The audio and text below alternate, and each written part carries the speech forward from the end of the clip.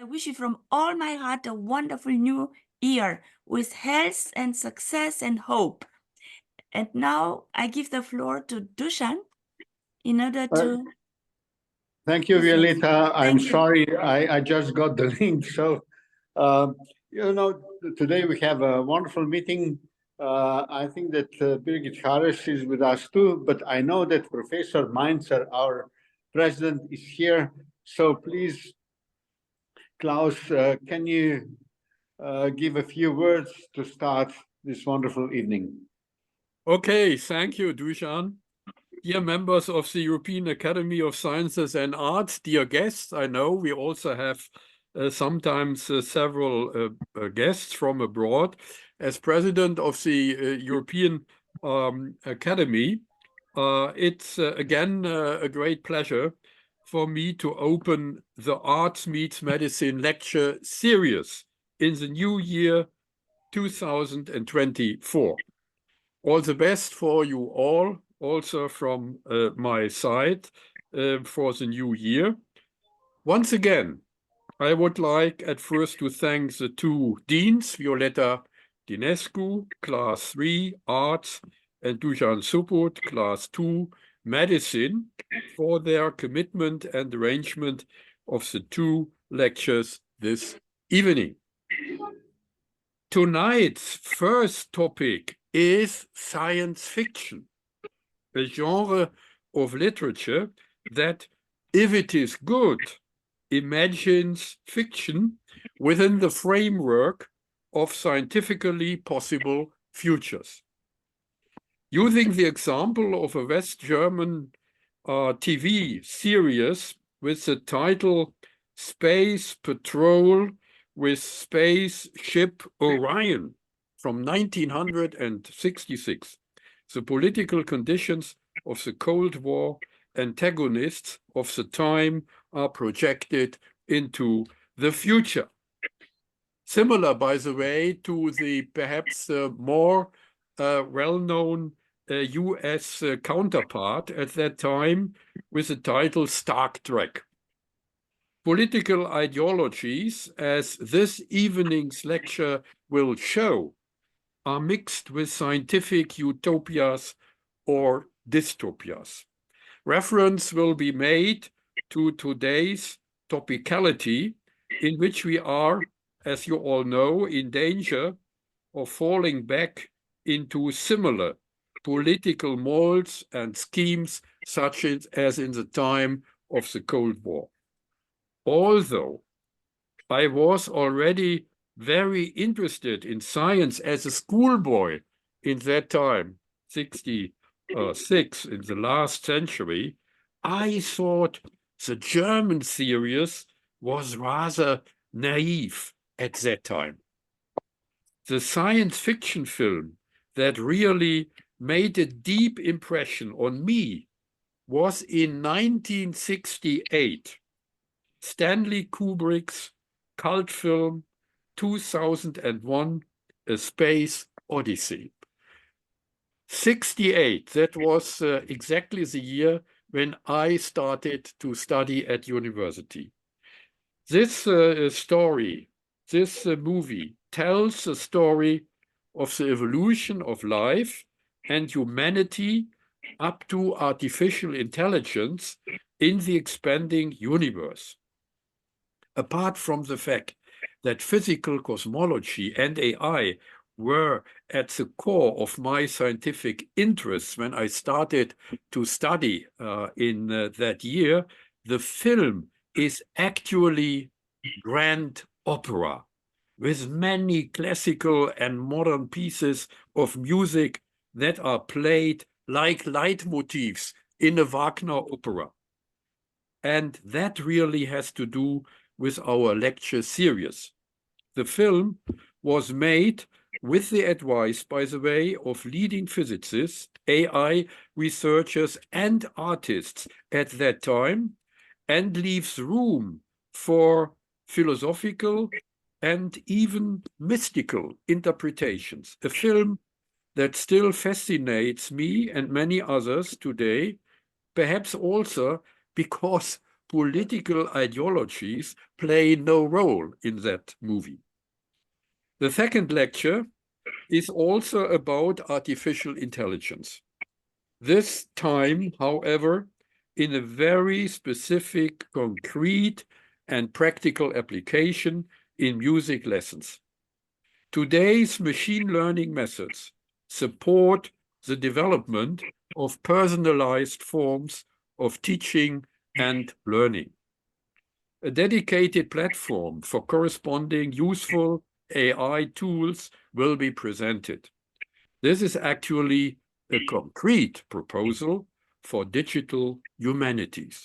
I'm very curious and look forward to exciting presentations and discussions with you again, and I thank you for your attention. Thank you, Klaus. Wonderful introduction.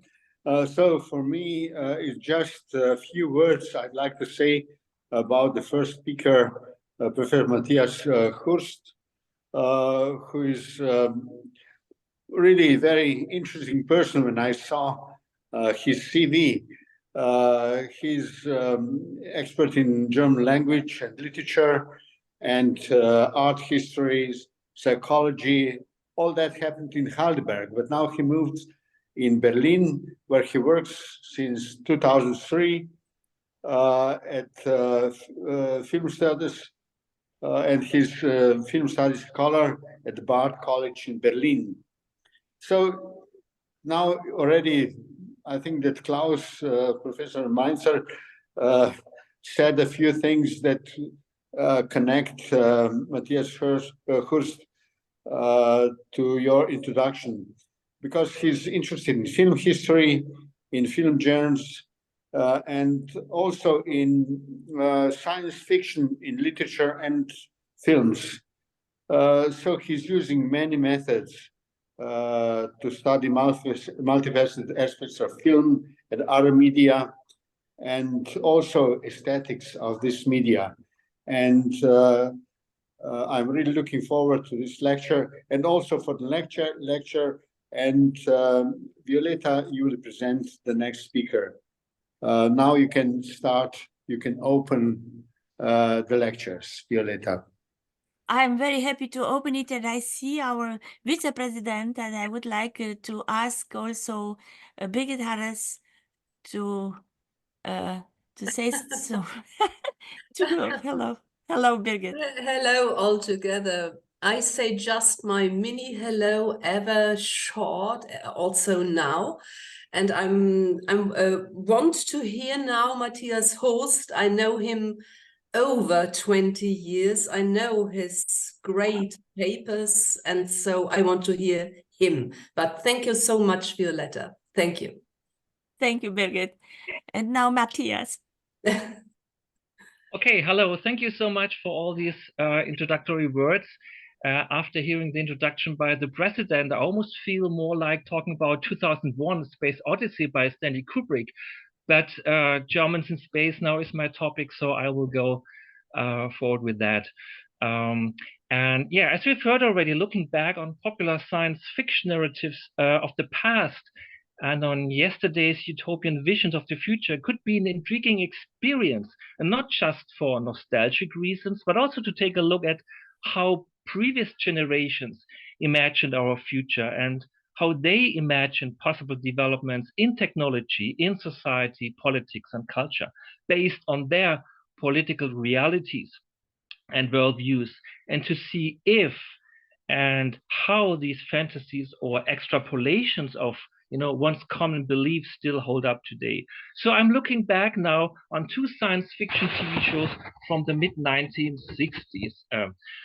The most famous TV spaceship, the Enterprise, as you can see here, was launched in the American series Star Trek on September 8, 1966, to cross the final frontier, to discover new worlds, and to go where no one has gone before, both in terms of fictional space exploration, as well as regarding science fiction entertainment and pop cultural impact. The first German science fiction TV series was broadcasted on September 17, 1966. So just 9 days later on West German National Public Television. And this series was Raumpatrouille, die fantastischen Abenteuer des Raumschiffs Orion, or in English translation, Space Patrol, the fantastic adventures of the spaceship Orion. Star Trek, in its many different incarnations, is still successful and popular today around the world. A model of the Starship Enterprise is on display in the Smithsonian National Air and Space Museum, indicating just how famous and inspirational it has become as part of our Western culture.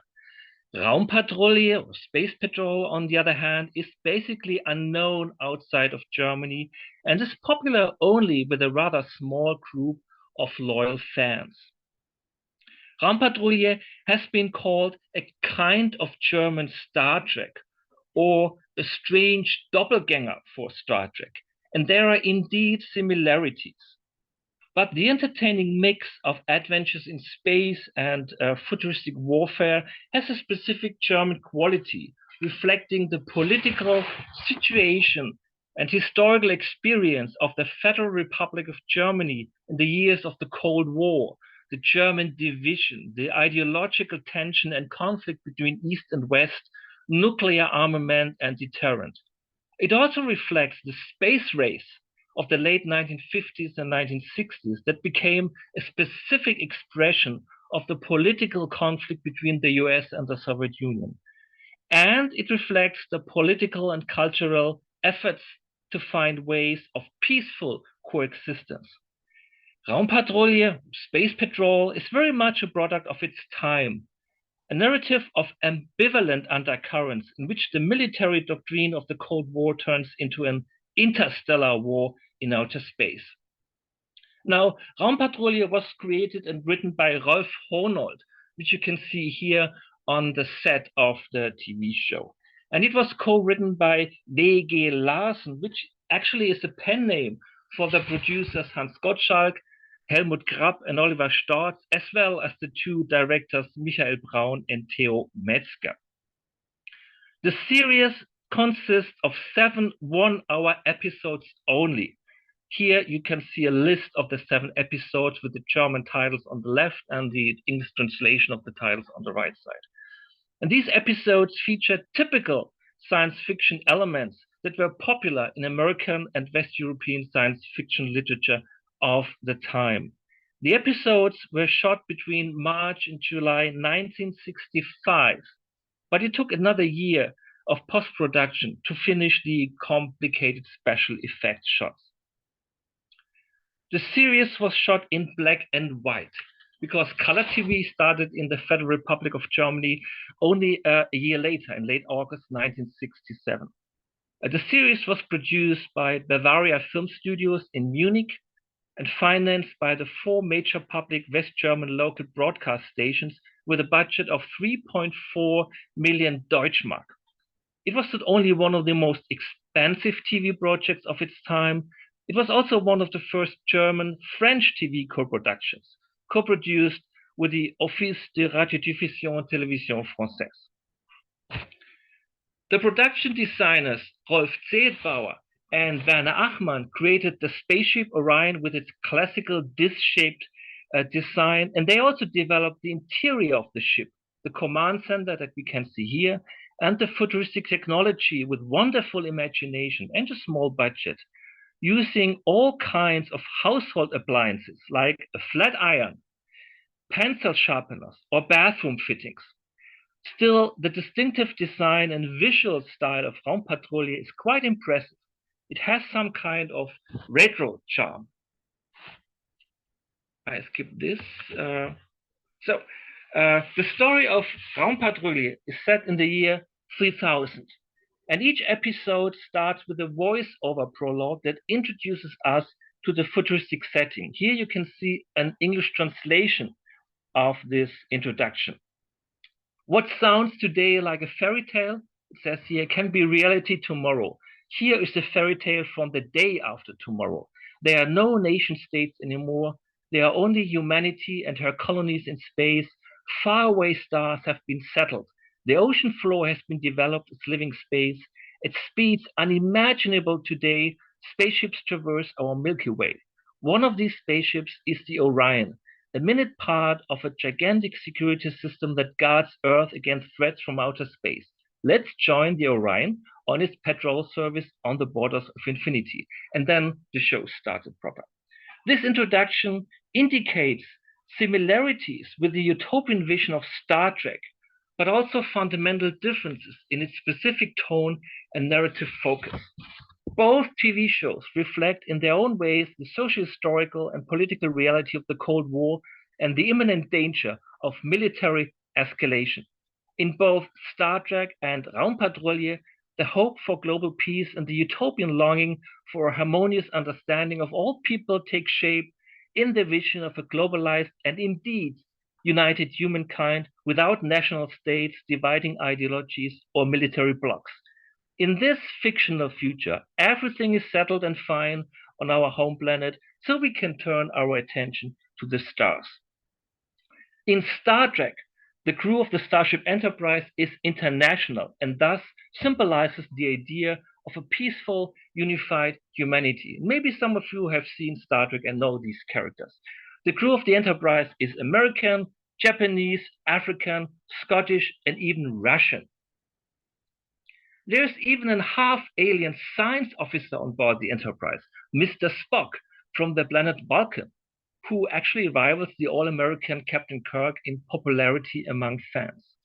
Star Trek actually became famous for its liberal and progressive tendencies, to which its producer Gene Roddenberry wanted to positively influence the viewers. The series featured, for instance, the first interracial kiss in American TV in November 1968. Gene Roddenberry's conviction and message about tolerance and the beauty of diversity has become one of the central ideas of Star Trek, and it explains the fascination and attraction and also its political significance to this very day. We skip this. So, on board of the Orion in Raumpatrouille, we also encounter an international crew or characters who by name are supposed to represent different ethnicities, but are all played by German or Austrian actors. And somehow they all display a certain German mentality. This is our hero, Commander Cliff Alistair McLean. He's the captain of the Orion. He is American and nonconformist and known for being bold, defiant, and not always obeying orders. Of course, he's heroic and always saves the day. He just sometimes doesn't fit perfectly into military hierarchy. Thus, in the very first episode of the series, McLean is demoted for ignoring direct orders, and he and his loyal crew are disciplinarily transferred to Space Patrol. We are never told what actually his duty or mission as captain of the space fleet is, so what he is usually doing. But now, as the series begins, he has to do ordinary patrol service.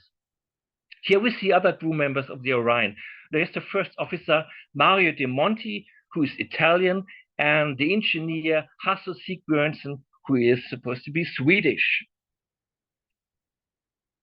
Communication officer Helga Legrel, she is French, although her first name is not typical French. And navigator Atan Shubashi, he is supposed to be Japanese. So the result might not always be very convincing, but one can see the desire of the writers, producers, and actors to create something that evokes the idea of global peace and international cooperation. And here is another important character, Tamara Yagelovsk. She's of Russian origin and actually not a member of the original Orion crew. She is officer of the Galactic Security Service, which is the military intelligence service. And she has ordered to accompany McLean on patrol to observe and control him, to make sure that he does obey orders and, if necessary, to report military misconduct. Naturally, they don't start as best friends. There is some kind of hostility, mistrust, and tension between them in the first episodes. It's obvious that the relationship between McLean and Tamara Yagelovsk mirrors an aspect of contemporary political reality, an echo of the Cold War of the 1960s, as it were. So, while this futuristic vision shows us in principle a globalized and unified humanity, we still glimpse moments of rivalry and of the ideological clash and the strained relation between the US and the Soviet Union in a symbolic fashion. It's an ambiguous aspect of the series and maybe even meant as an ironic element. Now, the good news is, in the course of the 7 episodes, McLean and Tamara learn to respect each other, they cooperate, and eventually fall in love. In the final episode, there is no more hostility, but mutual trust, love, and happiness. And at the end of the series, McLean gets promoted again and regains his previous command. There is no alien crew member, though, like Mr. Spock in Star Trek. Indeed, in the universe of Raumpatrouille, there is only one alien race, and they are absolutely hostile. More about this later. As you can see here, food in the future is international. Asian food and eating with chopsticks was certainly something more exotic and extraordinary in the 1960s in West Germany. But hairstyles are uncannily standardized and uniform. Here are some of the superior officers in the military hierarchy that is prominently presented in Raumpatrouille. This is General Lydia van Dijk, commanding officer of the Fast Combat Division and McLean's previous superior officer. To have female officers in leading functions is a rather progressive vision for the conservative West German society in the 1960s. It's an example for female emancipation in fiction that even outruns Star Trek's portrayal of women at this time, because Captain Kirk of the Starship Enterprise never had to deal with female superior officers. Here's another fashion detail. Women in Raumpatrouille are wearing skirts or trousers depending on circumstances. In Star Trek, they always wear miniskirts. But look, have you noticed that? Same hairstyle again. Here are some of the other military leaders who are shown frequently in the series. Critical situations are discussed within this group of serious-looking military men, and they also make the important decisions regarding the security and fate of Earth. Sir Arthur, head of Supreme Space Command, in spite of his British name, his stern looks and flat-top haircut remind me more of some kind of Prussian military heritage. We don't get any meaningful information about the civil government, only twice in the series, in episode 2 and in episode 7. A representative of the government shows up at the meetings of the military leaders, but this representative actually has not much to say. We also don't get information about the economy of the future, about trade or commercial business. Instead, the TV series features an elaborate system of military branches and structures, thus stressing the importance of such structures of authority and decision-making in the age of space travel and space colonization. However, there's not just military regulation and order. Frequently, the crew of the Orion celebrates their victories, cherishing merriness and sociability, the typical German Gemütlichkeit, either on board of their ship or in the Starlight Casino, the popular meeting and party place for spacemen and spacewomen. The drink of choice is whiskey in abundance, and thus it undermines quite often the strict military regime and discipline. A significant difference between Star Trek and Raumpatrouille is the general tone or prevailing ideological mood. This is the text of the voice-over introduction to each Star Trek episode, characterizing the basic concept of the series. Space, the final frontier. These are the voyages of the Starship Enterprise. Its 5-year mission to explore strange new worlds, to seek out new life and new civilizations, to boldly go where no man has gone before. Now, Star Trek's concept of the final frontier implies the unlimited, infinite expansion of space. and the unlimited and uninhibited exploration of space with its manifold forms of life, worlds, and wonders. The goal is to learn and to use scientific knowledge in true enlightenment and humanist tradition to make the world, or, well, the universe, a better place. Raumpatrouille, on the other hand, stresses the ideas of security and defense, of maintaining and securing borders, of guard and patrol.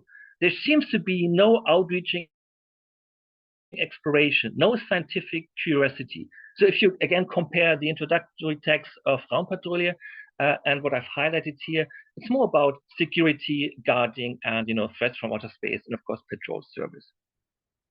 And also there is no science officer on board of the Orion like Spock is in Star Trek.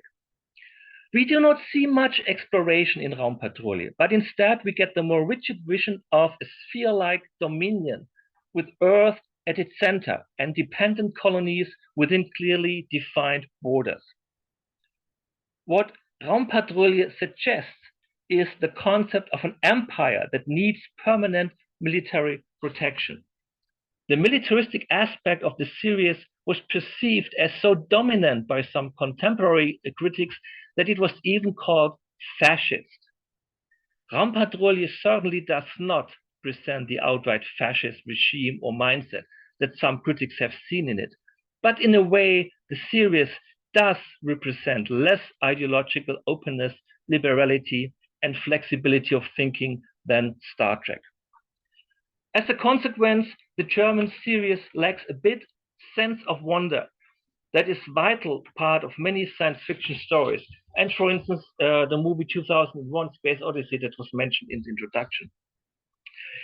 Instead, the series several times generates an aura of threat and menace. Aesthetically, some scenes of the series refer to the expressionist style of German cinema in the Weimar Republic, with stark contrast of light and shadow, eerie and sinister atmosphere, and a feeling of imminent danger. The Weimar Republic, of course, was a time of political crisis and unstable democracy between two wars. And all the emotions that are traditionally related to cinematic expressionism, threat, insecurity, unease, and angst can be seen here at work too. These almost abstract rectangular shapes and bizarre architectural structures and formations highlighted through particular light effects evoke images of the artificial expressionist film sets and the uncanny worlds of Weimar cinema. In the German expressionist films of the 1920s, the outer physical world is meant to represent the inner emotional world, the distorted and tormented soul of the protagonist. Now, a question could be asked: do the futuristic settings and alien environments of Raumpatrouille represent likewise the inner world and haunted minds of its protagonists? Do they mirror, like the expressionist films did in their time, do they mirror to a certain degree the social and political mentality of the German people at the time when Raumpatrouille was produced, namely in the 1960s? Another consequence of the ideology of border control and protection is a less optimistic and a less tolerant attitude of the characters in Raumpatrouille regarding contact with extraterrestrials and their aggressive reaction in situations of conflict. We learn about 2 interstellar wars in the past in which Earth fought against rebellious colonies, an echo of the 2 world wars in real history. Now, humankind is threatened by a mysterious alien race called the Frogs. There is no information available about the aliens, no knowledge about their culture or their motivation. Even their name, Frogs, is given to them by human beings.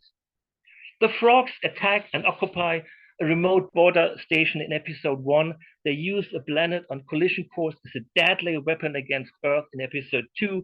They mentally manipulate ship crews to defect in episode 4, and they brainwash high-ranking officers to subvert Earth defense and prepare a massive invasion in episode 7. With good reason, mankind fears this menace from outer space. But there is no attempt, never ever, to communicate with the aliens. No one tries to speak to them, no diplomacy. Instead, a new weapon of mass destruction is tested and effectively used against the enemy. The nature and functioning of this weapon system called overkill is never specified, but we can assume that it represents a futuristic analogy to contemporary nuclear weapons. By the way, in our real world, the International Outer Space Treaty explicitly bans armament and weapon tests in Earth orbit, in space, on the moon, or other celestial bodies. And this international treaty became effective in October 1967, so 1 year after the first TV broadcast of Raumpatrouille.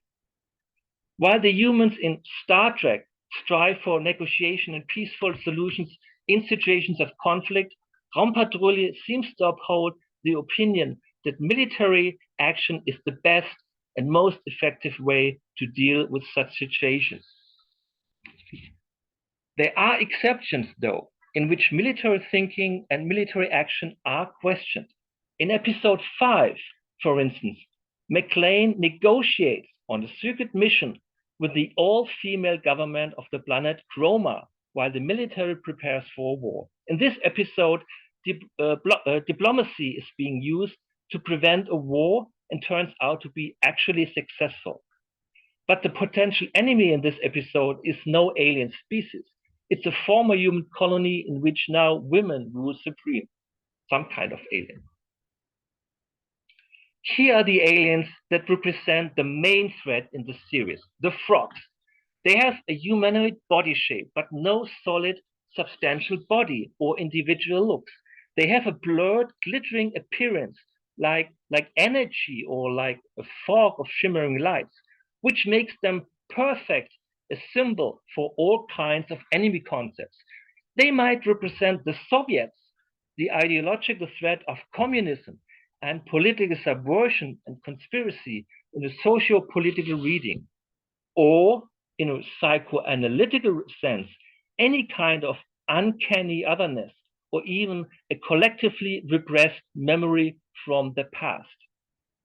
In the 1960s, Vergangenheitsbewältigung, or coming to terms with the past in Germany, was still a problematic issue. Coming to terms with the past and dealing explicitly with fascism, the war, and the Holocaust was not a common, widespread, and accepted concern.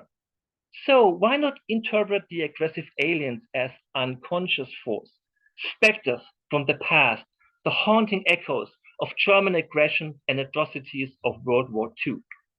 The Freudian interpretation of the uncanny is about the return of the repressed. And certainly in the West German society after the Nazi dictatorship and after World War II, a lot of things were being collectively repressed. Thus, the obsession with border control could not only be explained with Germany's specific geopolitical situation being divided and the hotspot between the superpowers in East and West, or with the melancholy yearning for security, which has become an essential part of the German ideology of over centuries, according to sociologist Ralf Dahrendorf. The obsession with border control could also be understood in the context of the burdensome historical heritage of the so-called Third Reich and feelings of guilt. According to Klaus, the Berlin Wall, built in 1961, figures as a national symbol for Germany's relation to the past, a symbol of displacement, a protective shield, a barrier-like security system that keeps history away and prevents painful recognition and acknowledgement of the past. And in an essay by Thomas Kniesche, Commander Cliff McLean is interpreted as the failed, symbolically castrated German soldier of 2 lost world wars who is now demoted to humiliating patrol duty and has to prove himself as worthy of being a respected officer and honorable soldier again. So the narrative of Raumpatrouille becomes a process of redefining and reinventing the good German soldier and German masculinity, as it were, in a changed political context, blending German and American character traits. McLean then represents this new type of soldier, brave, determined, master of modern technology and weapon systems, but not following orders blindly based on a misguided and fatal sense of duty. The new German soldier must be aware of the new political order, the democratic system, and the binding military alliance with the US and other Western European countries. Since 1955, West Germany was a member of NATO and in process of rearmament and creating a new army, the Bundeswehr, which was, of course, a very controversial development in the Federal Republic of Germany.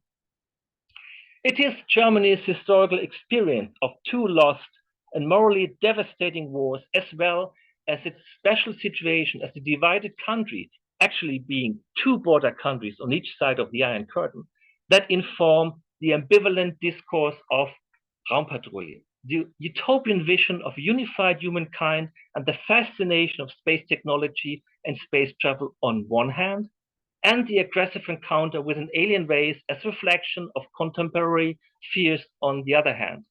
The longing for technological progress and peaceful understanding on Earth, as well as the willingness to defend and military action against a powerful enemy, including the relentless use of weapons of mass destruction.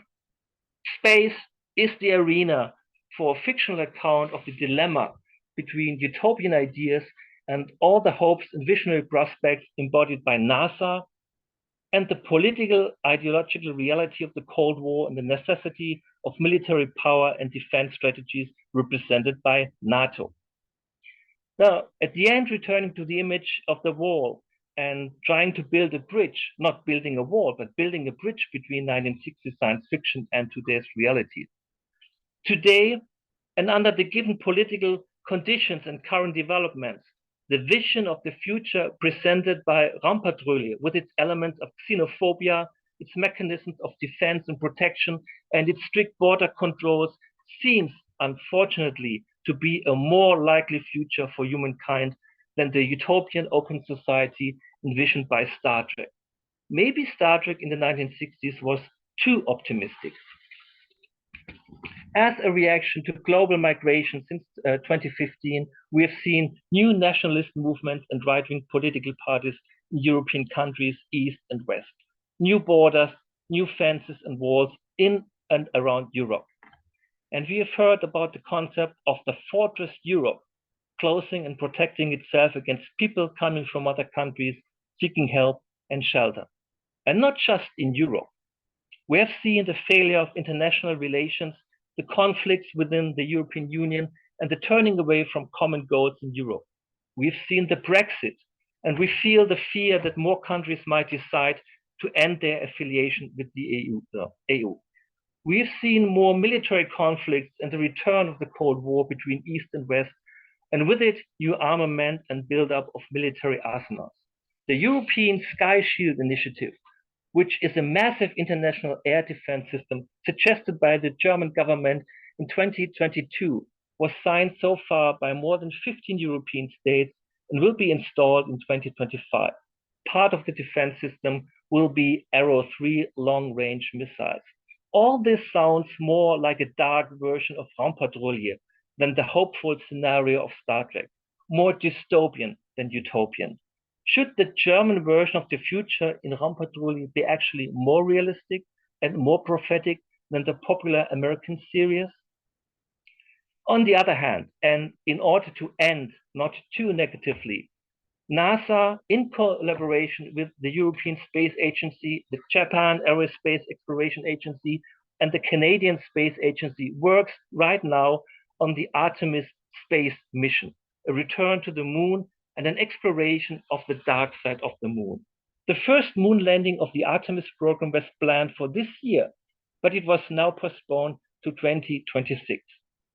And the new constructed spacecraft that is supposed to fly to the moon with passengers is called Orion.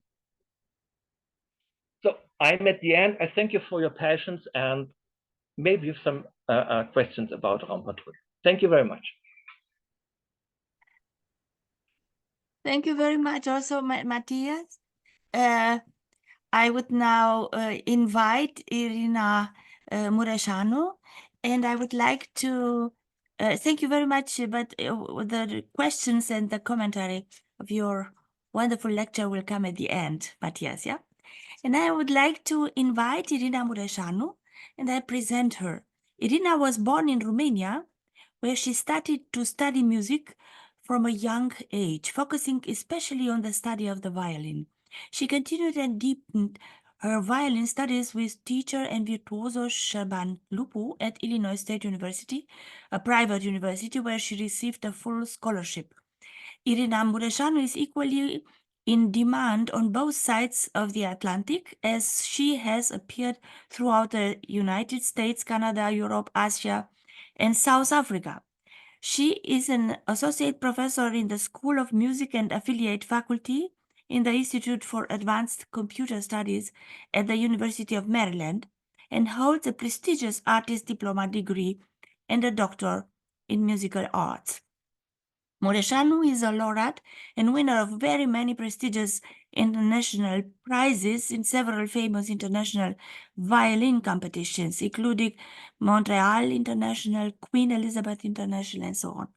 A certain award should be mentioned in particular: 4 Strings Around the World project won the New Music USA Award and the Creative and Performing Arts Award from the University of Maryland, a program of global resonance celebrating the diversity of cultures through the unified voice of solo violin, with music inspired by the traditional music of Eastern and Western Europe, Middle East, Asia, South and North America. Irina Mureșanu plays an 1849 Giuseppe Rocca violin with an Etienne Peugeot bow. Please, you have the floor, Irina. Thank you so much. It's such a wonderful opportunity to present my project in front of the European Academy of Sciences and Arts. Thank you, Dean Violeta Dinescu. Thank you, President Klaus Mainzer. I'll start my presentation, and I'm looking forward to everyone's questions. Let me share the screen. Let me know if you can see the slideshow. There we go. Can you see it? Great. So artificial intelligence is clearly a subject widely discussed today, as artificial intelligence is really becoming prevalent in everyday's life. Perhaps it's not a given when it comes to violin pedagogy, a profession that has been done with paper, namely the sheet music, pencil, and a piece of wood, which is the instrument for the last 400 years or so. However, it's clear that the COVID-19 pandemic provided the ground for acceleration of technology. Clearly, we teachers in general, not only instrumental teachers, we were in a situation in which we had to resort to the use of technology, and that was challenging in many ways, especially the fact that you could only see the student in 2D, but it also it showed the need for expanding our technology, and it provided the opportunity to see what a demand around the world there is for the study of the violin. So why a platform for violin education, and what are we trying to create here? Definitely, the number one question I always get is, are you going to replace the teacher? The answer is no. We are trying to create a virtual assistant for violin pedagogy, a way of giving the student a way to tools to keep the learning process constant. The learning process which happens during the lesson, where the instructor's main challenge is having to assess the student's progress and retention, but there's only a limited amount of time, namely 1 hour, while the student is left alone to practice individually for the rest of 6 days and 23 hours without a supervision. So the name of this project, the virtual platform, which we are in the process of working on, is Violin, V-A-I-O-Lin. I guess the name says it all. It includes AI in the process of violin pedagogy. Why the violin? Obviously, this is my instrument, but also it's an instrument that has a very small size. It's the smallest of string instruments. And because of this, it's very portable. The violin is actually an omnipresent instrument in musical cultures around the world, which also explains the number of violin players in the world. In the United States, apparently 16% of students play the violin. In China, the number is estimated nowadays at about 10 million. In South America, El Sistema, this wonderful music education foundation that started a few decades ago, with the scope of educating the young generation and keeping them off the streets, really increased the number of violin students in South America. The violin is a difficult instrument. Of course, one can say the same thing about all instruments, but a famous pedagogue, Joseph Gingold, who was a professor at the Indiana University, used to say it takes 5 or 6 years to learn how to play the violin badly. So learning how to play the violin is a very lengthy and complex endeavor, and it follows the traditional classical instrumental instruction, which really relies upon weekly one-on-one lessons, the master-apprentice model, in which in the lesson, the professor, an expert teacher, demonstrates the materials, verbally explains the steps involved in acquiring and perfecting technical skills, visually observes the student's movements on the instrument, and listens to the sounds produced to give the student feedback. The student is expected to retain all the information received in the lesson and then practice, as I mentioned, unsupervised for the remainder of the week and show progress in the following lesson. So what could we improve? First of all, accessibility for all students. As I mentioned, during the pandemic, we all had the chance to mentor students not only in our own studios, but connect with students all around the world.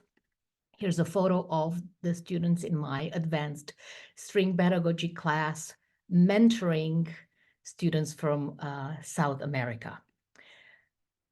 A very important mission for me is transferring the legacy of the traditional violin pedagogy into the digital humanities through the aids of machine learning and artificial intelligence. It's time that we really take care of transferring this legacy and not letting it disappear, especially as it has been transmitted from master to apprentice. A little bit more in the next slide about that. Supervision of the individual practice time. This is really a main goal where the student will get some feedback and reminders of what was said and worked on during the lesson. Injury prevention. Playing an instrument is akin to playing a sport. There are a lot of injuries, and in fact, this is the #1 cause for students to quit playing an instrument, because if there is an injury, chances are there won't be much progress on the instrument. So therefore, the rate of dropping out is pretty high, especially in the first 5 or 6 years. The possibility of assigning a personalized curriculum for the needs of each student is also something that can be done with the help of AI and machine learning, as the system would be able to understand through the help of the teacher what are the needs, what are the weaknesses, and what are the strength of the student, and what in what in what domain the student can learn more. So that's a wonderful way to expand also the expertise of the teacher. This is a tree, and I apologize for you not being able to see clearly every single name, but this is the pedagogy tree from the middle of the 18th century, even beginning of the 18th century through the middle of the 20th century. And this really shows you why teaching an instrument is such a restrained endeavor, because as you can see, there are not that many names. It all starts on top with Arcangelo Corelli, and it goes right here in the middle. I hope you see my cursor, to Viotti. Viotti was an Italian violinist who came to Paris at the absolute opportune moment. To me, the year of 1795, the foundation of the Paris Conservatory, marks also the beginning of the modern school of violin, what I call the a French Revolution of the violin school. So from Viotti, really everything starts. As you can see, there are many, many branches. And here you can see my own pedagogical tree. And this is when hopefully you'll understand. I go back to Viotti in 7 or 6 legs, through my Romanian branch, and also through my French teacher Michel Auclair in Boston, and through my teacher at the University of Illinois, Șerban Lupu. So it starts here with Viotti, and one branch goes to Kreutzer, and then goes to Marsic and Massar, and goes down to Wieniawski and Isai, Jacques Thibault, Michel Auclair. On the other side, Isai, Joseph Gingold, whom I mentioned, and Șerban Lupu. The other side goes through Viotti right here, through Rode and to Dont, who goes to Auer, and once we're at Auer, it goes down to Russia through Mlinarsky, Stoliarsky, Oistroch, and Stefan Gheorghiu, who was my teacher in Romania.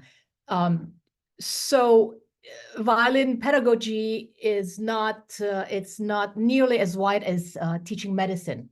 It's always done one-on-one, and not in a huge auditorium in front of 300 students. Therefore, this is indeed a real opportunity to expand the knowledge, to expand the reach of our pedagogy. What are the important goals? Evidently to assist violin students of all levels, not only beginner, but intermediate students, advanced students, and even master students. What we need to gain in terms of capabilities for feedback are, first of all, the post estimation, and this is where we can really relate to sports.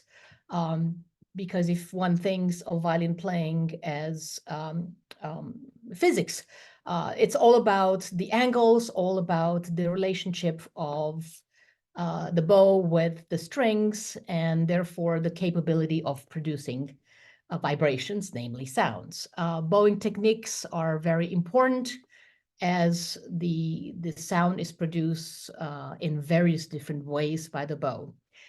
Quality of tone, this is what will struck you when you hear the first few notes of anyone, but especially a singer and a string player. To have feedback that doesn't overload the student is very important. To figure out how to explain without overwhelming is definitely a concern. And the ability to address the student's level and needs through an individualized curriculum. So here is an image on how does it look on paper. What are the poses of violin playing? As you can see, one has to have relaxed head and neck. The violin rests between the collarbone and the chin. The bow is perpendicular to the strings at all times. If it isn't, it will create either noises or a grainy sound. It will definitely affect the sound quality. Of course, there are indications of the left wrist and the elbow, the right shoulder and right elbow and right wrist. That's really a mechanism that has to stay connected at all time with the violin grip, the bow grip, which is the way the fingers line up on a bow. Each finger actually has a role. So it's very important to have a relaxed grip, not too tight, but firm, and to allow each finger, as I said, to contribute to sound quality. Easier said than done. These are all the things that could go wrong. The neck could be bent too forward, so then the head could be misaligned with the back and the spine, therefore leading to neck pain. The violin could be angled too high or too low, which is very, very common in beginner violinists. Also, the student could have the head of the violin moving too much to the left, which means that it's not going to be aligned with the body and will really affect all the angles of the bow. In the bow hand, the shoulder could be too high, which again will lead to muscle strain and muscle tension, and therefore injury. And so on and so on and so on. There's all these incorrect postures we had to catalog so that we would be able to measure angles and to have ground truth. So violin playing is really based on ergonomic principles.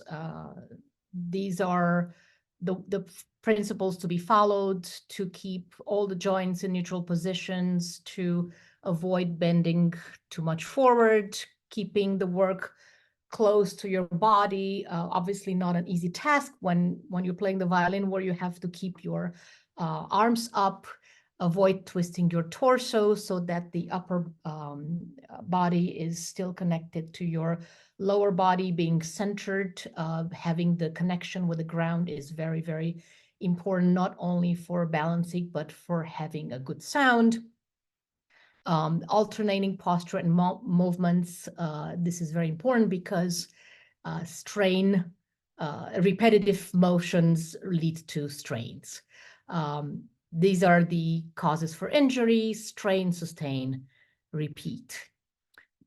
Common violin injuries. As you can see, the main causes of musculoskeletal disorders are the overuse, hours and hours of practicing. The general philosophy is that in order to become a professional musician, you need 10,000 hours by the end of high school. So there are lots of hours in the week to be spent playing an instrument. Nerve compression that sometimes also leads to focal dystonia. These are specific injuries to violin playing because of the specific way the instrument is held by the head and the shoulders. So the neck, the shoulder, the mandibular joints, elbows and fingers. It's interesting to notice that violinists have twice as much a risk of developing pain in the neck, the right shoulder, and the left forearm when compared to pianists. So that risk is translated indeed in a higher incidence of pain in these areas.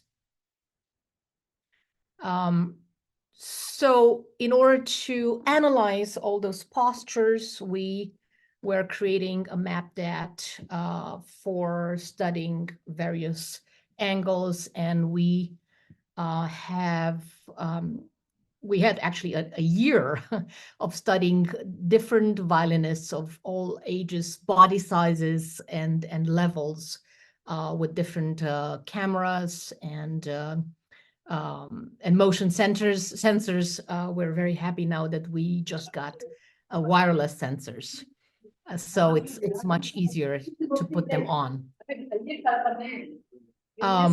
This is an image where you can see the motion sensors on the hands. Evo, Hello, Tale se kar please. govori, I have to unmute. violinistka iz Marylanda. Tamo Aha. so predavali.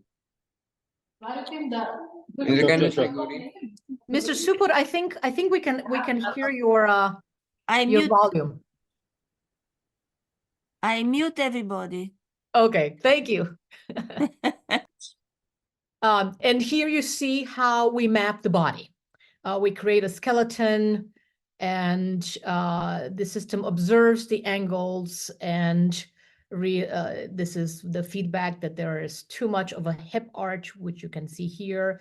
This is the body seen from above, and the body seen from the face.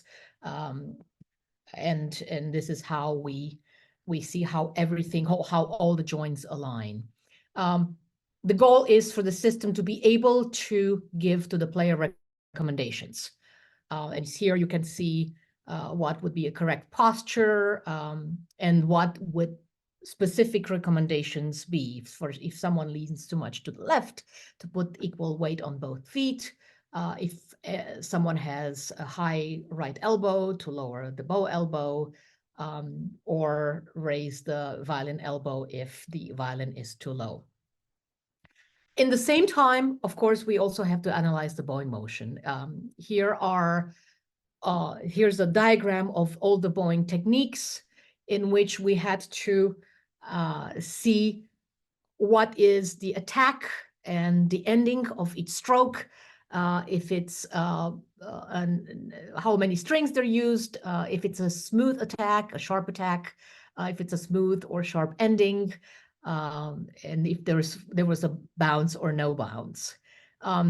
And using the same videos, analyzing the data for all these bowing techniques and analyzing, you see here a text in gray. This is a lack of bounce for a specific stroke, which is due to not enough height from the string. This is the way we do the machine learning, by obviously indicated incorrect posture or bow stroke analysis. The machine will learn little by little. Of course, in order to analyze the sound and motion are related, so we have to combine. As you can see here, we also analyze the bow velocity, the place of the bow on the string in the small space between the bridge and the fingerboard. So not only pressure, but also bow speed. These are the challenges that we have right now. It's really hard to see the images in depth. The AI is not yet able to have depth dimension estimation. Violin playing is very, very fast. The scientists, my colleagues, my team, whom I should have mentioned early on, apologies for that. It's research scientist Cornelia Fernmüller, in the Institute for Advanced Computer Studies at the University of Maryland, and PhD students Nihesh Shrestha, as they quickly realized the bow, to follow the bow is very, very hard.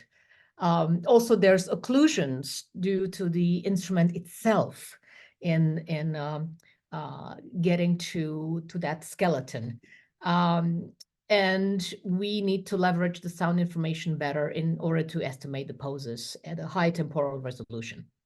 So we realized we had to resort to a multimodal in which the images, the pose sequence, and the audio are combined. They're encoded and they meet again at the end in such a way that we not only look but also listen to how the audio is being produced as a result of the motion. If you think of it like a unique signature, that the audio can be produced by a specific motion and force.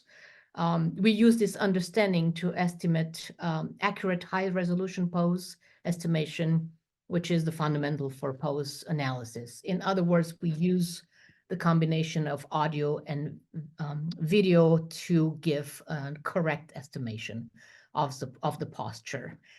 To go further, we would like to be in a position to analyze sound quality. And of course, this is harder as it's not absolutely objective. Its sound quality is very subjective. This is an example of listening to the same excerpt played by 10 different players of 10 different abilities, rating them, which was done by 2 expert players, and having comments of rating justification and suggestions for how to how a 5 rating could get to a 9 or 10 rating.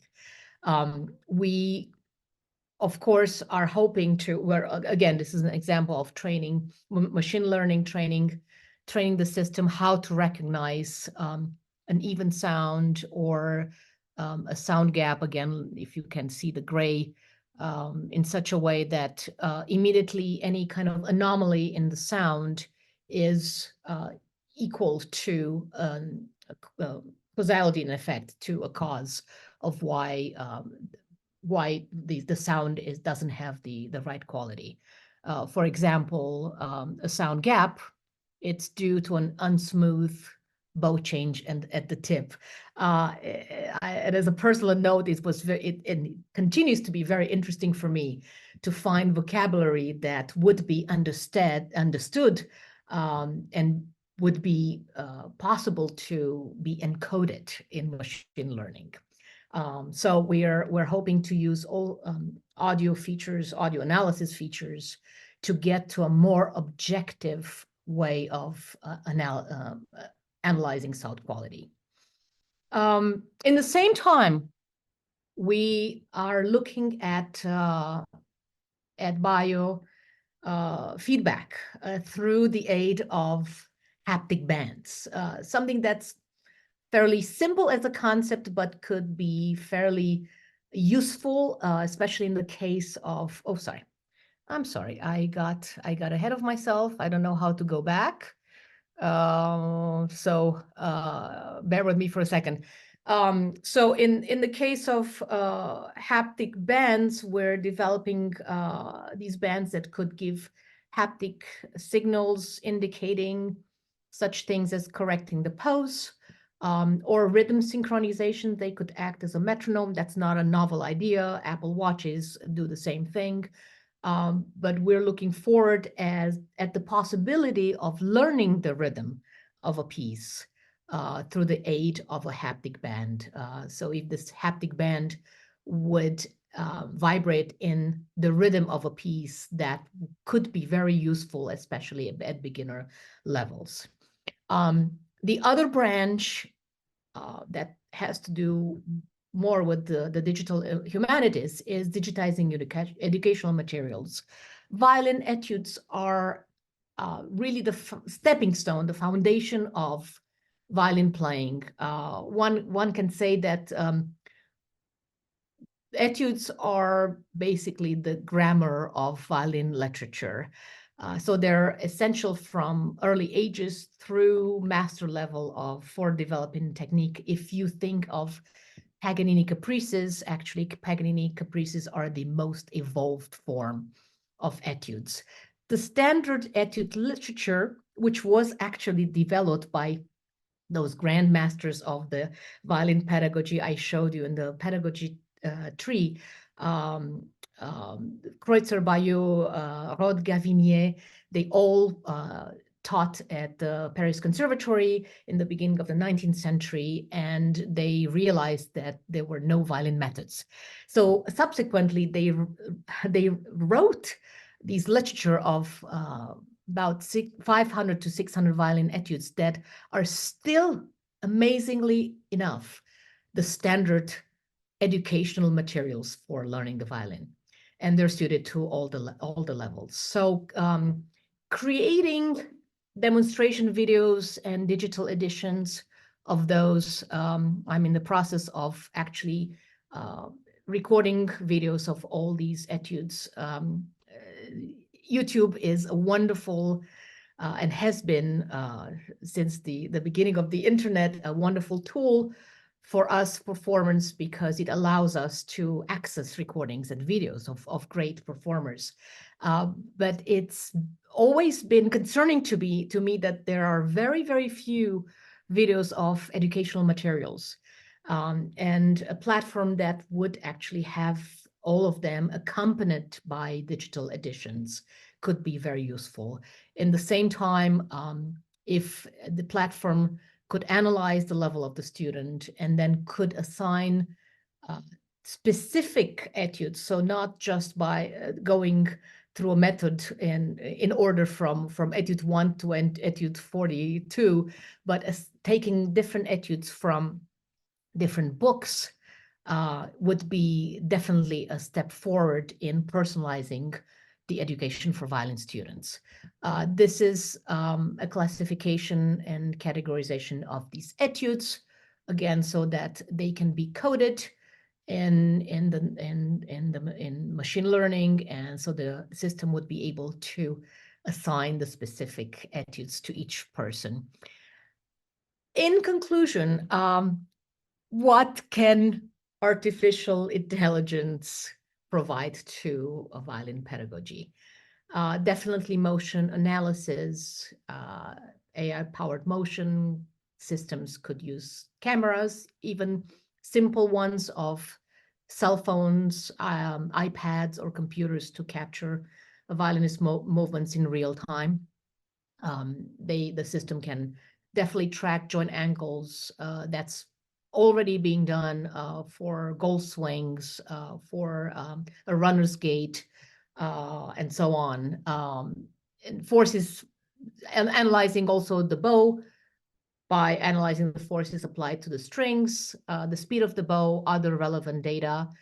All this data can be processed by collecting it during the individual practicing process, and then the system can identify the anomalies, providing definitely insight, as I mentioned, tools for the student to continue the learning process, but also avoiding injuries. Predictive analytics, this is really about preventing injury risks by analyzing a musician's biomechanics over time.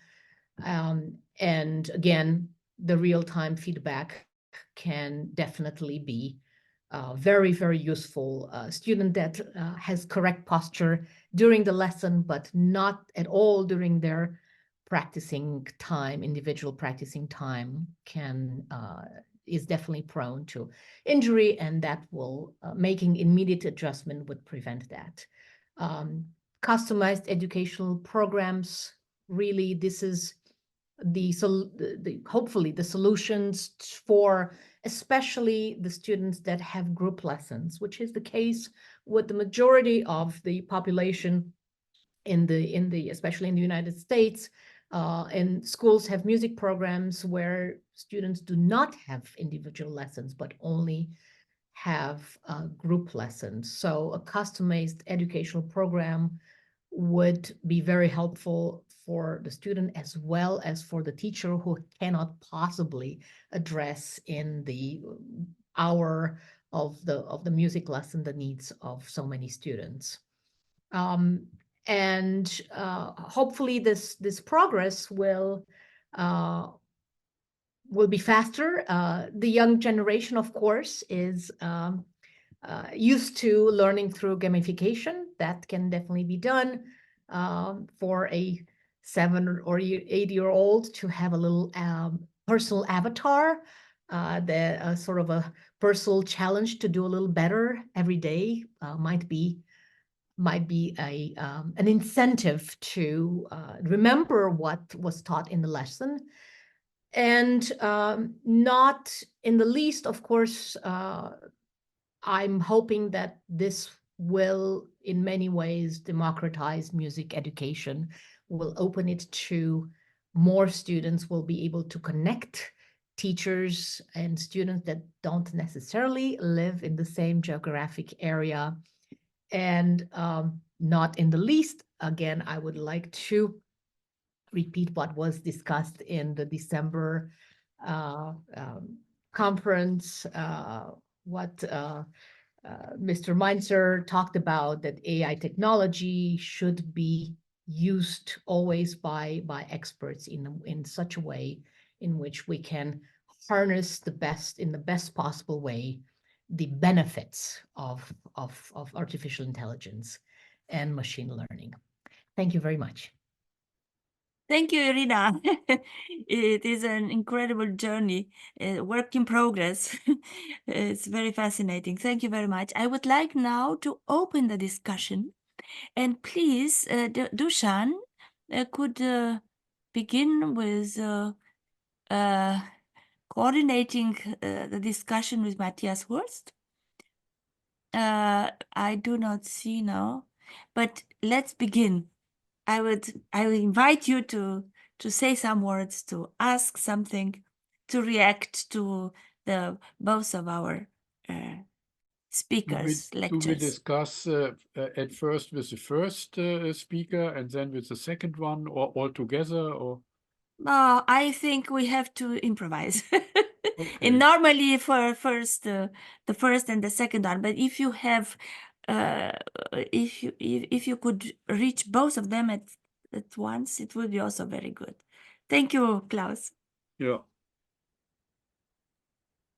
Should I ask something? Yeah, Ah, please. so. Yes, Yeah. I have a question to both. The first question to MATTHIAS HURST is very short. What about the other side?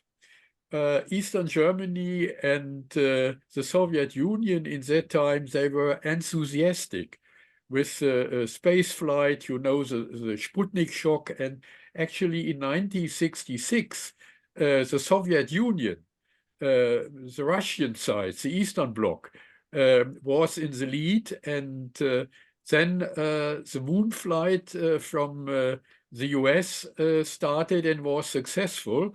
But so it would be interesting.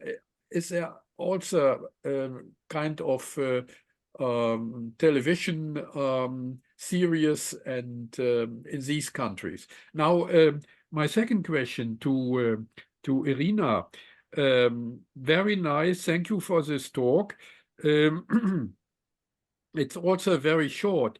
We know in artificial intelligence, for example, for chess programs, there are different degrees and levels. To be a beginner, or then to be a well-playing chess expert, and then in the end to become a master. And that degrees on different technologies. And so my question is, your service systems, are they available for the market or for people who are interested to learn with these systems, and then by themselves they can determine the different levels with respect to their own abilities and how far are we.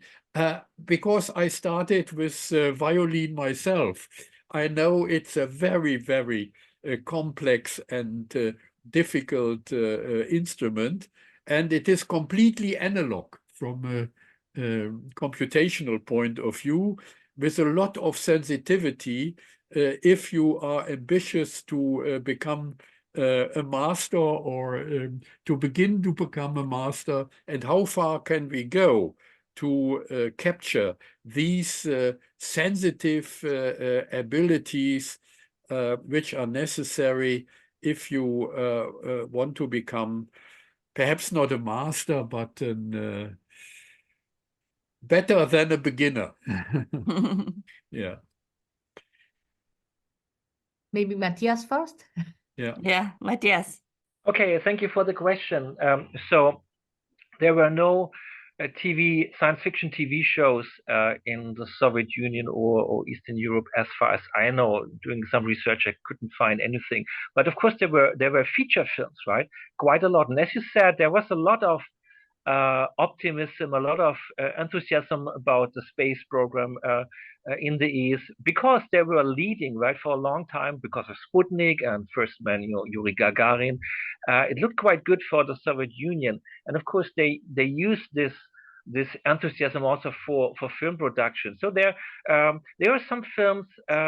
I also remember in East Germany, for instance, a film called Der Schweigende Stern, The Silent Star, or Polish co-production Ikari XB1, films about space exploration, and usually more peaceful than what we've seen in the West.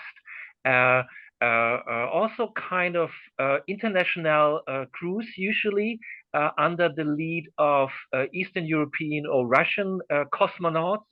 I remember some time ago I've forgotten the title, unfortunately. I've seen a Ukrainian film from the early 1960s, so before the moon landing. And Ukraine, of course, at that time being part of the Soviet Union, which was about a flight to Mars. And kind of a competition between an Eastern crew, kind of Soviet crew, and an American crew. And of course, the American spaceship fails. It doesn't work properly, and then the Soviet crew decides to interrupt their flight to Mars, go back and save the American crew. So they're not even overcome by ambition to sacrifice the lives of the American astronauts. So in a certain way, a peaceful exploration of space, but also not too very subtle ideological connotations in these films. And it was actually an East German newspaper that first criticized Raumpatrouille, Space Patrol, of being fascist. And then the producers of the program also thought a little bit about that and thought, yeah, maybe there's too much focus on the military side of it. But the criticism, first of all, came from East Germany, saying that Raumpatrouille, with its stressing of military structures and fighting against aliens from outer space, has at its core a fascist tendency. So bottom line is no science fiction TV programs or series, but of course production of science fiction feature films, usually with a kind of peaceful exploration of space, but also very much focusing on the success and the superiority of the Soviet exploration and technology of space.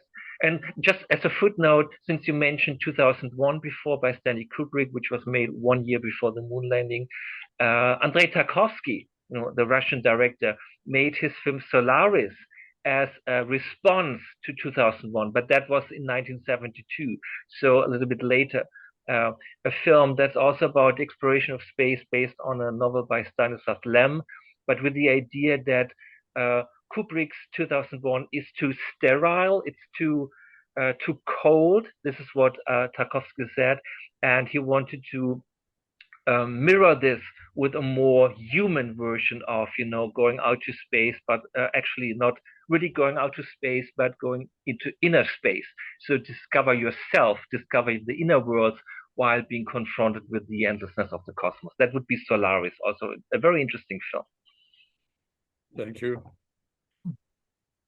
Wonderful. I remember I saw Solaris when I was a teenager, and it's such a wonderful movie. So, Mr. Mainzer, to answer to your question, I'm so happy to hear you play the violin. Of course, the aim would be to have a system that would be able to be helpful for someone who does not have a teacher.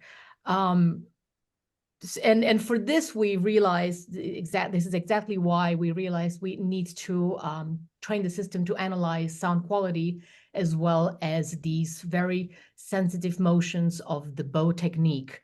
Right now, there is software that correctly identifies if one plays the right pitches and rhythms, but that is actually not that helpful for violin playing.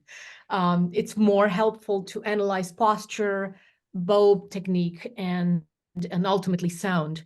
Violin, which also this platform that will have several branches, clearly is not yet commercial, but will definitely address first the population of beginner to intermediate students. Okay. With the potential to expansion to advanced and master. Thank you. I have a question which follows this aspect of the topic. May I continue? Please, yeah, Adama, Yes, please. yes. First, a question to Mrs. MURESANU. My impression was that using artificial intelligence can be used mainly by beginners just learning the violin technique. What about the students who have more progress and need personal help, individual help? And the second question is playing and studying the violin regarded as too much, regarded as an only technical skill, with the consequence of an uniform interpretation of the pieces of the literature for violin? Can I answer your second question first? Yes. I would say the answer is very simple. 10 people could read the same text, and their voice inflections will be different, and their way of interpreting that text will be different. It's very similar in music. I don't think two people can play exactly the same way. It's absolutely impossible the same way. Our individual voices are so highly and easily recognizable, as well as our faces, which is also why I'm not at all concerned by the possibility that AI could replace performers. So, of course, the AI could also learn how to individualize itself, but perhaps we shouldn't go there.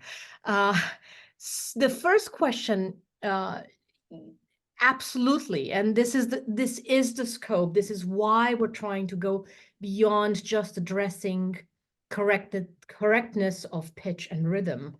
That is for the initial level. But if there's any raise in the level of complexity, which in violin playing happens quite quickly, it becomes quickly very complex as the two hands do completely different things at the same time. Then all these other issues of angles, how the bow sits on the string, how the upper body connects with the lower body, that will affect the quality of the sound. And if a bow stroke, if the down bow is the same as the up bow, right now our software has 100% capability to predict if the player, based on the audio recording, so not on the video, if the player is playing on an up bow or a down bow, based on the analysis of the attack and velocity.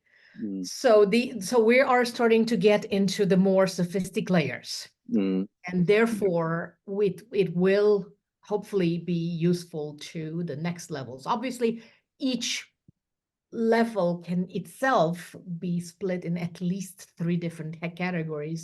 I think beginners as really beginner, intermediate beginner, and advanced beginner, which is different from an early intermediate player, from a medium intermediate or an advanced intermediate player. So in reality, we're talking about at least 12 different levels. And they need to each be addressed, because an early beginner is very, very different. Someone who is just learning how to put the bow on the strings and how to hold the instrument and perhaps playing one note at a time is very different from an advanced beginner that can already put fingers down in the left hand, can read music, and can play not absolutely sophisticated, but a small variety of rhythms. Thank you very much. My pleasure. I have also a question to Mr. HURST. Maybe I'm wrong or misunderstood something, but can you explain again why the Berlin Wall became a means of enabling the West German people, preventing them from thoughts of their odd past? Yes, that's an idea by Klaus, who thinks and writes about national symbols. And he starts with saying that in the past, the forest, the German forest was some kind of a national symbol for Germans, somehow, presenting ideas of the romantic souls of the Germans, fairy tales and so on. But he says in modern times, the wall has actually become a national symbol. So not just because of the existence of the Berlin Wall, but he takes this as, kind of an embodiment of a more symbolic idea. But observing German society that is kind of trying to protect itself against, dealing with the past or trying to take responsibility of the past. Of course, we're talking here about the Second World War, about fascism, Nazi dictatorship. This is his interpretation. He saw, he thought that the wall has become the new national symbol for Germans. Yes, not just because suddenly there was a wall that was dividing Germany and of course was a political reality that cannot be ignored, but also as a more kind of psychological symbol for the way Germans try to avoid the past. Again, of course, this is a generalization.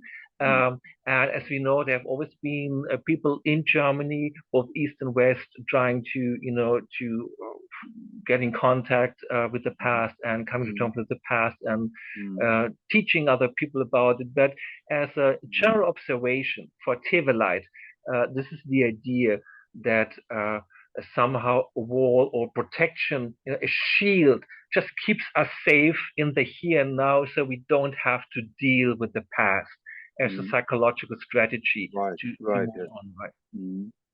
Thank you very much. And if I just may add this, I thought this is an interesting thought, since Raumpatrouille, on one hand, of course, on the surface, this is just a science fiction entertainment show, right?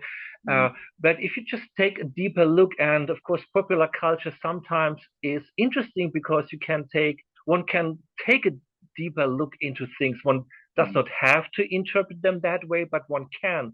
That there's maybe something telling about what's going on in the society at the time. And since this the show, the series, is so much about protection, about borders, and patrolling the borders and defend them, and this is why I thought that there might be an interesting connection here to 1960s Germany and the reality of the wall and the reality of the feelings of, on one hand being a divided country, of yearning for that, and on the other hand, of course, the need for security, and especially in the Cold War and with the new alliances with the West, NATO, and so on, the importance, the necessity to think about security, to recreate an army, to have armament again as a kind of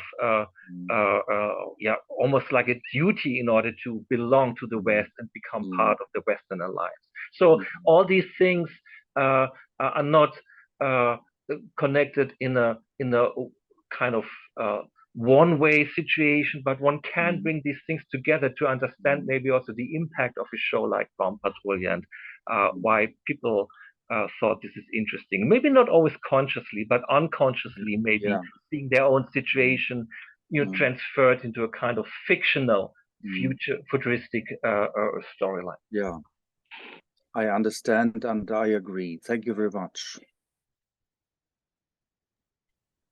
So is somebody else, I would like to discover if somebody would like to mention something, to ask something. Ursula Levens. Yeah, please, Ulla. To unmute. Thank you. So first I want to thank you, MATTHIAS HURST for his very interesting presentation. I remember very well these TV shows in the German TV in the 60s. And I want to thank you as well for your interesting presentation, IRINA MURESANU. I am a violinist, a professional violinist and a violin teacher. And before I taught violin, I studied computer science. So I have both, but I didn't combine it in personally. So I have a question to you, IRINA MURESANU. Especially for beginners, the violin playing, practicing the violin could be very frustrating and exhausting. And so that a teacher has to motivate the students of an individual way. And I would like to know how about the motivation of your students to practice with AI. Do they need a teacher to be motivated, or the AI motivates the students? What about this? I think progress will motivate. When we get better, then it becomes increasingly more interesting, right? The tough part is when one does not make progress, and this happens a lot with beginners. Making the same mistakes during their individual practice time means that they're actually going to learn the wrong habits, the wrong notes, because they don't have anyone there to correct them. Most parents don't know because there might not be professional musicians. So even if they supervise the student, they might not remember everything that was said in the lesson, or they might simply not know that the student plays different pitch rhythms, not the right bow strokes, or even if they do notice, they won't know what to tell them, how to correct them. So this involvement of machine learning and AI is based on the premise that if faster progress is made through the supervision of the student during their practice time, then the student will become much more motivated because they'll be able to learn faster, get to more difficult repertoire, and then obviously it's exponential motivation, as opposed to the drudgery of having to sit on the same piece week after week, and very discouraging also. So I suppose it's a different learning. It's a different learning with AI. So more, yes. This is why I concentrating on insist the on saying it's a virtual technique. assistant. It's Mhm. basically, it's the opportunity to have a virtual teacher in your home that, based on the teacher's recommendation of what the software should observe, you know, in the time between lessons, then all the input during the lesson will be repeated, reinforced, and hopefully ingrained in the students playing. And so that would lead to a better lesson next time, and that would lead to faster progress, and because of that, to the interest and the motivation of the student to keep doing better. Okay, thank you very much. My pleasure. It is somebody else also to ask something, to remark something. So, yeah. Oh, hello. I'm Klaus. Yeah, I have enough. If it is possible, I cannot see if there is anyone. Then of course they should ask at first. But again, to IRINA MURESANU, a question: what kind of AI are you using? You know, the revolution nowadays of machine learning is a type such as a ChatGPT. That means a kind of machine learning, a system which is also able to learn. It is not the classical expert system. That means it is programmed with some rules, and then it is comparing the behavior of the pupils with the rules of the system, and then it is criticizing. But it is a system, we all know that by interaction with this kind of generative AI, that the system is learning by itself. That means by reinforcement learning.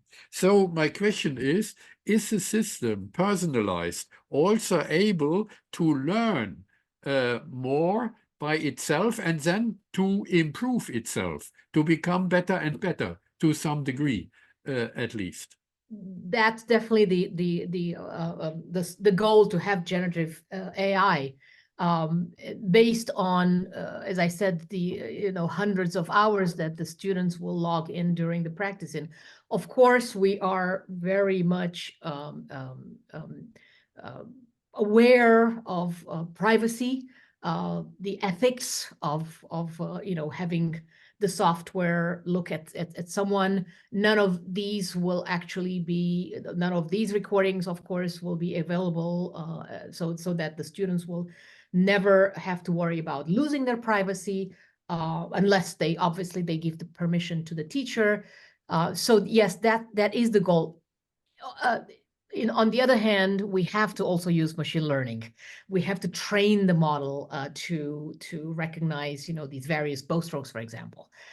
So it's a combination of the two, and of course a simple algorithm in the end of having these literature of etudes, and based on the teacher's answers as of what level the student is, what other repertoire they're studying, what kind of bow strokes would they like the student to learn, if the student has a preference of fast music or slow movement, what are the student's rhythmic weaknesses in terms of rhythmic combinations. So that's why I'm categorizing and classifying them not only based on the technical skills they contain, but also on meter, tonality, and even such thing as characteristics of the etude, which is subjective.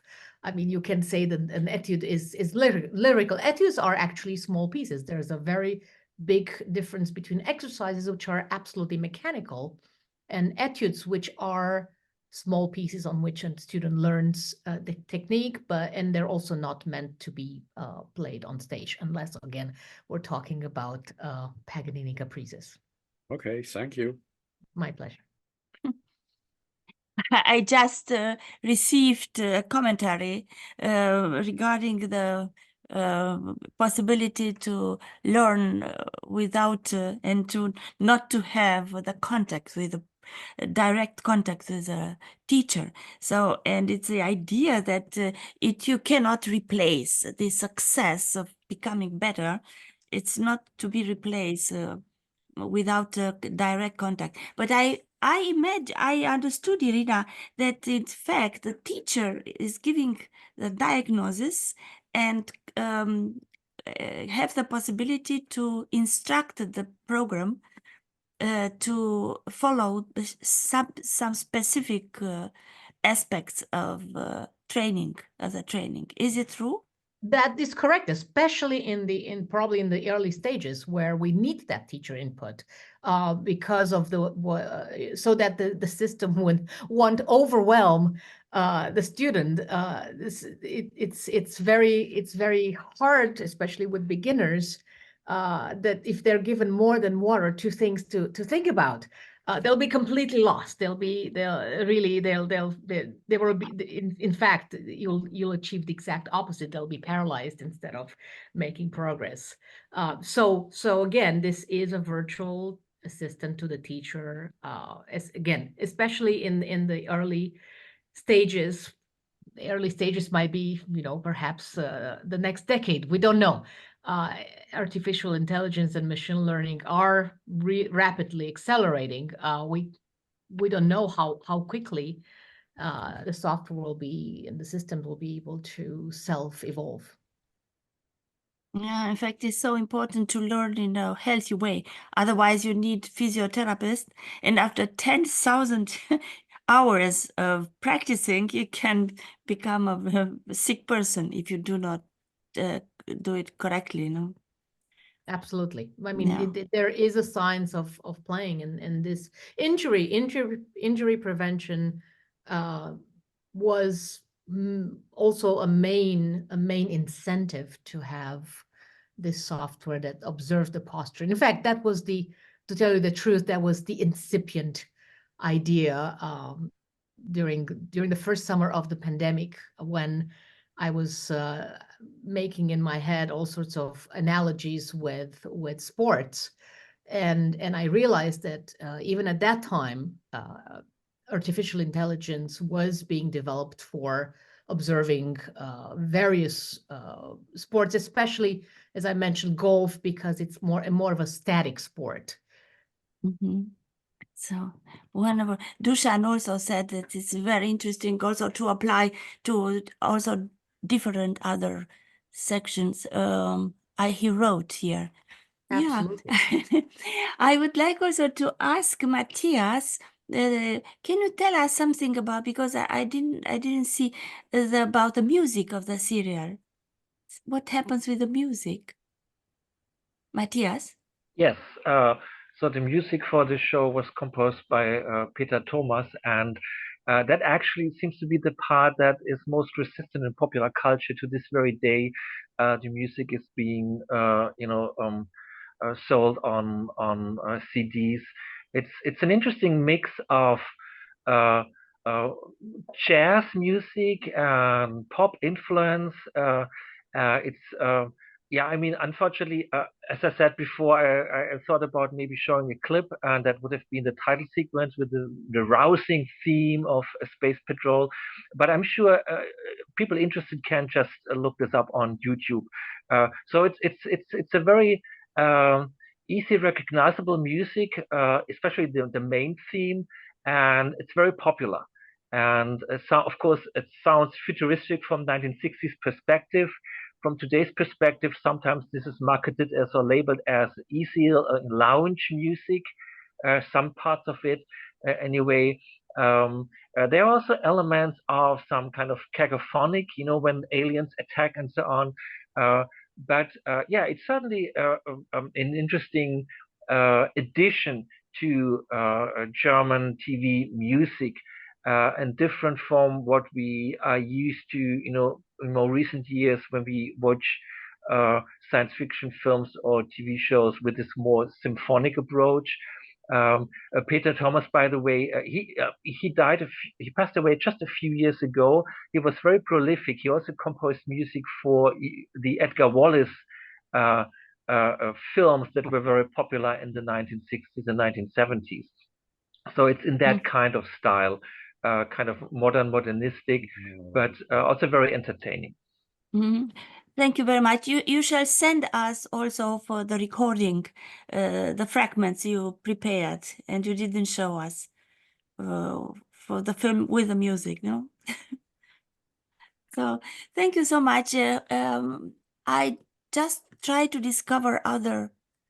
Marisa, I think, was. Marisa. Yeah. Thank A you. very simple question to Irina. It is really a very interesting approach. I am not an expert of the field, but my question is the following. As you have mentioned at the very beginning, there is a very long story about the violin technique. What happens about this story in the case of this very interesting project based on artificial intelligence? There are many schools in the violin techniques. As far as I know, the Russian school has very characteristic properties that are different from other schools, for instance, the Italian schools. And the same situation happens, of course, also for other instruments like piano. What happens in the case of your project? Is this project based on a kind of universal method that is common to different schools, or at the very beginning, one refers to a particular school? Because there are different ideas, as far as I know, also about the right posture for violin and also for different instruments. So this is my very simple question. We can spend hours actually discussing this, so the Russian school is, of course, also connected to the French school. It started there, then it veered off, and as you could see, then I was shocked to see that some of my Romanian Russian lineage went all the way back. And I showed you my pedagogical lineage tree, but I have asked colleagues after colleagues, and it's really amazing that everyone goes back in, again, 6 or 7 steps back to the same person, back to Viotti and Corelli, which is extraordinary to think that we're all part of the same family. And therefore, this is why I feel, being somewhat of the generation that has contact with in some way both sides, I could say, that is so important to preserve this tradition. That if we do not preserve it, if we don't digitize the materials, if we don't really find out what was so specific about the great voices of the violin, whether it's Weisstrach or Heifetz or Kreisler or Thibaut or Dinescu, the great violinists of the beginning of the 20th century, can we, through technology, get an insight in what made them so special? Can we, and if we want to, if the effort is made, we can definitely preserve this tradition. We have the great opportunity not only to preserve it, but to open it up to more people. One thing that struck me in mentoring students in South America was that the students were not only students, but they were also their teachers, who only got instruction up to a certain point because there are not enough experts. So the teachers also wanted to learn more from experts in Europe or in the States, and therefore, if we have a platform that would open these educational materials, that would actually teach teachers, what is specific and to every single student. This is also a way to impart knowledge. Absolutely. And in doing that, we can open up the lineage tree of violin pedagogy to many, many more people than the restricted number of people that you saw how small this tree is, and very few people can benefit from that kind of instruction. I hope that answers your question. It's very much something that motivated me to preserve the tradition in doing all these videos in categorizing these educational materials. I feel that in some way the modern world is more restricted to again, I don't want to generalize, but some of the tradition is getting lost, and it would really be a shame to let it go. Thank you. Indeed, we can speak hours in order to continue our communication. I thank you so much. I do not see anybody else. Please help me if I do not see somebody. Anyway, thank you very much. We shall meet in the last time in this semester in 2 weeks. I will be very happy if you could come. The same, you have the same information and the same possibility to come online. But I shall also send again the new invitation. Thank you very much, MATTHIAS, and also IRINA. And I hope to see you again, because you are not, you didn't finish what you have to say, and it's so exciting. Thank you very much. Thank you. It's wonderful. Thank you. Goodbye. Thank you, Klaus. Yeah, Klaus, thank you again. may I Very ask nice you to say evening. the I last enjoyed word? it very much. Good discussion. Thank you. Thank you very much, Klaus.